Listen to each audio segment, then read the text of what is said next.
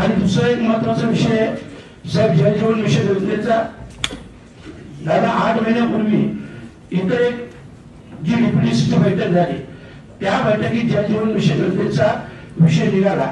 दादा या योजनेमध्ये या जिल्ह्यासाठी साधारणतः 937 करोड मंजूर झाले.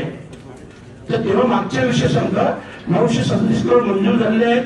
आणि इथली माहिती घेतली तेव्हा इथल्या अधिकाऱ्यांनी सांगितलं की इथलं काम 25% झालेलं आहे. म्हणजे साधारणतः 200 करोडचं काम झालं, 200-250 करोडचं असे अधिकारी बोलतात. परंतु प्रत्यक्षात मला जी माहिती मिळाली ते 100 ते 125 करोडचं काम झालेलं आहे. आणि दादा त्याच्यात 400 करोडच्या वर बिलं काढलेली आहेत. आणि बिलं काढल्यानंतर अधिकाऱ्यांनी हे सगळं झाकण्यासाठी फक्त सगळ्या ठेकेदार मिळून 62 लाखाची फाईन मारली.